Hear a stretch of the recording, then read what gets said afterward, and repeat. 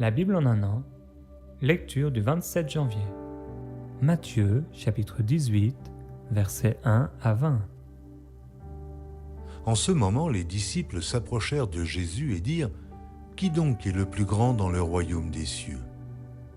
Jésus, ayant appelé un petit enfant, le plaça au milieu d'eux et dit : « Je vous le dis en vérité, si vous ne vous convertissez, et si vous ne devenez comme les petits enfants, vous n'entrerez pas dans le royaume des cieux. C'est pourquoi quiconque se rendra humble comme ce petit enfant sera le plus grand dans le royaume des cieux.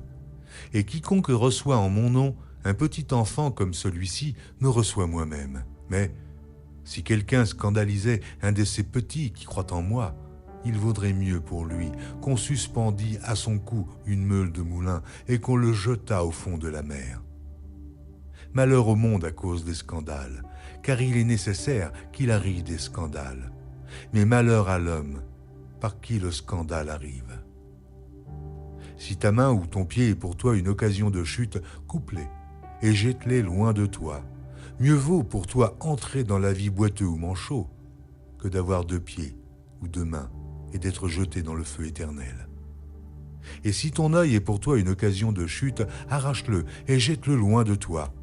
Mieux vaut pour toi entrer dans la vie n'ayant qu'un œil que d'avoir 2 yeux et d'être jeté dans le feu de la géhenne. Gardez-vous de mépriser un seul de ces petits, car je vous dis que leurs anges dans les cieux voient continuellement la face de mon Père qui est dans les cieux, car le Fils de l'homme est venu sauver ce qui était perdu. Que vous en semble ?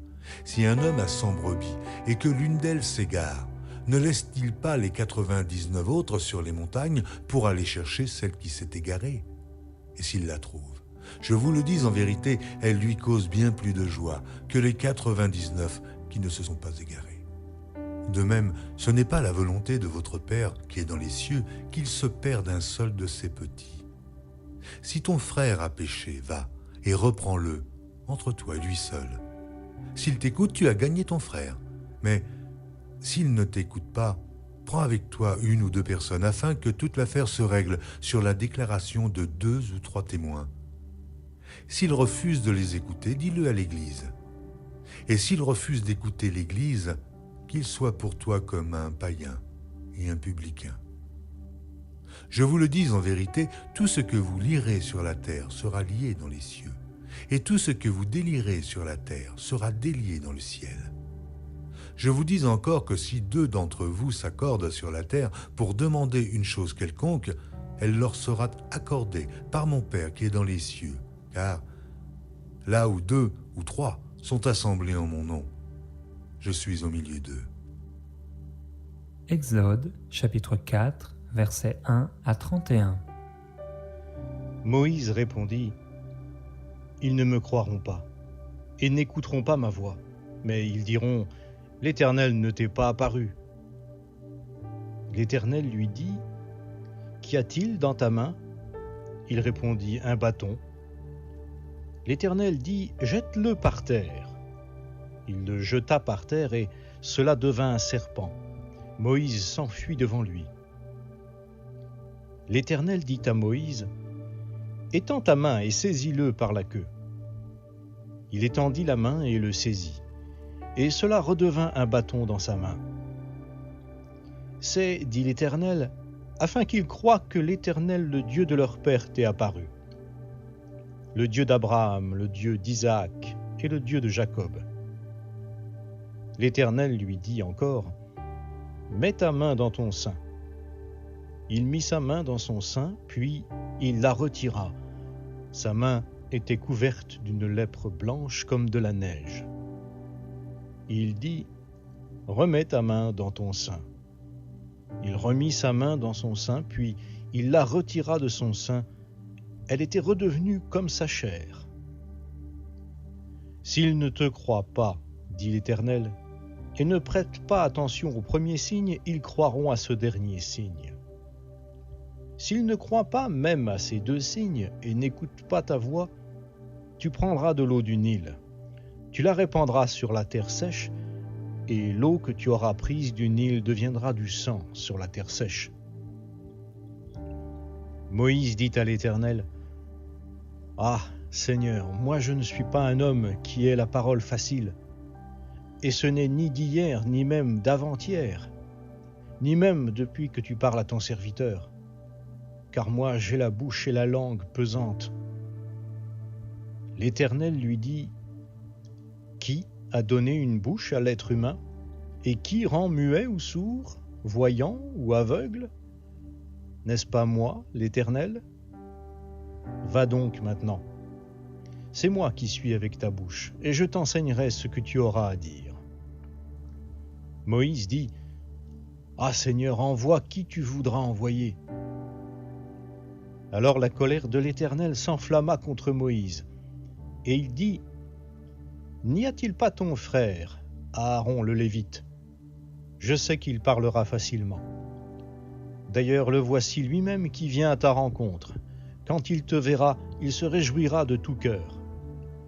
Tu lui parleras et tu mettras ses paroles dans sa bouche. Et moi, je serai avec ta bouche et avec sa bouche. Et je vous enseignerai ce que vous aurez à faire. Il parlera pour toi au peuple. Il te servira de bouche et tu tiendras pour lui la place de Dieu. Prends dans ta main ce bâton avec lequel tu opéreras les signes. » Moïse s'en alla, et de retour auprès de Jéthro son beau-père, il lui dit, « Je vais aller rejoindre mes frères qui sont en Égypte, et voir s'ils sont encore vivants. » Jéthro dit à Moïse, « Va en paix. » L'Éternel dit à Moïse en Madian, « Va, retourne en Égypte, car ils sont morts, tous ceux qui en voulaient à ta vie. » Moïse prit sa femme et ses fils, les fit monter sur des ânes et retourna dans le pays d'Égypte. Moïse prit dans sa main le bâton de Dieu. L'Éternel dit à Moïse, « En partant pour retourner en Égypte, regarde tous les prodiges que j'ai mis à ta disposition. Tu les feras devant le Pharaon, et moi j'endurcirai son cœur, et il ne laissera point partir le peuple. Tu diras au Pharaon, « Ainsi parle l'Éternel. Israël est mon fils, mon premier-né. Je te dis, laisse partir mon fils pour qu'il me serve. Si tu refuses de le laisser partir, alors moi je ferai périr ton fils, ton premier-né. » Pendant le voyage, dans un lieu où Moïse passait la nuit, l'Éternel vint à sa rencontre et voulut le faire mourir. Séphora prit un silex, coupa le prépuce de son fils et en toucha les pieds de Moïse en disant, « Tu es pour moi un époux de sang. » Et l'Éternel le laissa. C'est alors qu'elle dit, « Époux de sang » à cause de la circoncision. L'Éternel dit à Aaron, « Va dans le désert, au-devant de Moïse. » Il partit, rencontra Moïse à la montagne de Dieu et l'embrassa. Moïse fit connaître à Aaron toutes les paroles de l'Éternel qui l'avait envoyé et tous les signes qu'il lui avait ordonné d'opérer. Moïse et Aaron s'en allèrent et rassemblèrent tous les anciens des Israélites. Aaron rapporta toutes les paroles que l'Éternel avait dites à Moïse, et il opéra les signes aux yeux du peuple. Le peuple crut. Ils apprirent que l'Éternel avait visité les Israélites, qu'il avait vu leur misère, et ils s'inclinèrent et se prosternèrent. Exode, chapitre 5, versets 1 à 21. Moïse et Aaron se rendirent ensuite auprès du Pharaon et lui dirent, « Ainsi parle l'Éternel, le Dieu d'Israël. Laisse partir mon peuple, pour qu'il célèbre une fête en mon honneur au désert. » Le Pharaon répondit, « Qui est l'Éternel pour que je lui obéisse en laissant partir Israël ? Je ne connais pas l'Éternel. Aussi je ne laisserai point partir Israël. » Ils dirent, « Le Dieu des Hébreux est venu au-devant de nous. Accorde-nous de faire 3 journées de marche dans le désert, pour offrir des sacrifices à l'Éternel notre Dieu, afin qu'il ne nous frappe pas de la peste ou de l'épée. » Le roi d'Égypte leur dit, « Moïse et Aaron, pourquoi détournez-vous le peuple de son ouvrage? Allez à vos travaux. » Le Pharaon dit, « C'est maintenant où cette population née dans le pays est devenue nombreuse que vous allez interrompre ces travaux? » Et le jour même, le Pharaon donna cet ordre aux inspecteurs du peuple et aux commissaires, « Vous ne donnerez plus, comme auparavant, de la paille au peuple pour faire des briques, qu'ils aillent eux-mêmes se ramasser de la paille. Vous leur imposerez néanmoins la quantité de briques qu'ils faisaient auparavant. Vous ne la diminuerez en rien, car ce sont des paresseux. Voilà pourquoi ils crient en disant « Allons offrir des sacrifices à notre Dieu. » Accablez ces gens de travail, qu'ils aient par-delà de quoi s'occuper et ne prennent plus garde à des faussetés. Les inspecteurs du peuple et les commissaires allèrent dire au peuple, « Ainsi parle le Pharaon, je ne vous donne plus de paille. Allez vous-même vous procurer de la paille où vous en trouverez, car l'on ne diminue en rien votre tâche. » Le peuple se dispersa dans tout le pays d'Égypte pour ramasser du chaume au lieu de paille. Les inspecteurs les pressaient en disant « Finissez votre ouvrage journalier, comme quand il y avait de la paille. » On frappait même les commissaires des Israélites, établis sur eux par les inspecteurs du Pharaon. « Pourquoi, disait-on, n'avez-vous pas fini de pétrir hier et aujourd'hui le nombre de briques qui vous était imposé comme avant ?» Les commissaires des Israélites allèrent se plaindre au Pharaon et lui dirent « Pourquoi traites-tu ainsi tes serviteurs? On ne donne point de paille à tes serviteurs, et l'on nous dit « Faites des briques. » Alors tes serviteurs sont battus, et c'est ton peuple qui est en faute. Le Pharaon répondit, « Vous êtes des paresseux, des paresseux. Voilà pourquoi vous dites, allons offrir des sacrifices à l'Éternel. Maintenant, allez à votre tâche. On ne vous donnera pas de paille, et vous livrerez la même quantité de briques. » Les commissaires des Israélites virent qu'on les rendait malheureux en disant, « Vous ne diminuerez rien du nombre de briques à livrer chaque jour. » En sortant de chez le Pharaon, ils rejoignirent Moïse et Aaron qui les attendaient. Ils leur dirent, « Que l'Éternel vous regarde et qu'il juge. Vous nous avez rendus odieux au Pharaon et à ses serviteurs. Vous avez mis une épée dans leurs mains pour nous tuer. » Psaume, chapitre 22, versets 19 à 31. Il se partage mes vêtements, il tire au sort ma tunique. Et toi, Éternel, ne t'éloigne pas, toi qui es ma force, viens en hâte à mon secours. Protège mon âme contre le glaive, ma vie contre le pouvoir des chiens. Sauve-moi de la gueule du lion, délivre-moi des cornes du buffle.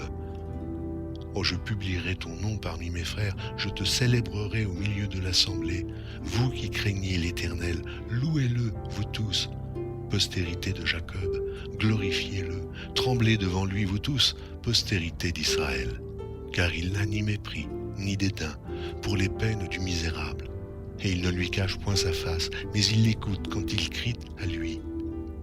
Tu seras dans la grande assemblée l'objet de mes louanges. J'accomplirai mes vœux en présence de ceux qui te craignent.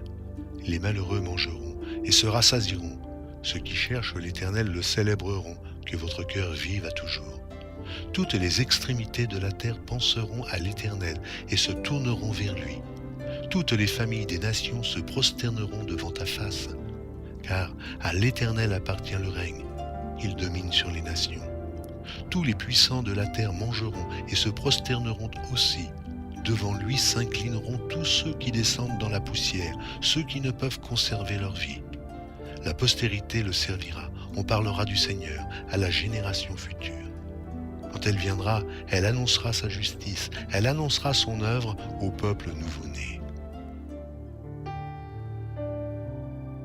Proverbes, chapitre 5, versets 15 à 21. Bois les eaux de ta citerne, les eaux qui sortent de ton puits. Tes sources doivent-elles se répandre au dehors? Tes ruisseaux doivent-ils couler sur les places publiques?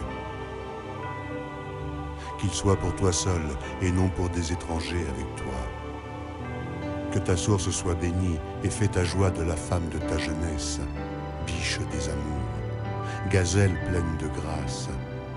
Sois en tout temps enivré de ses charmes, sans cesse épris de son amour.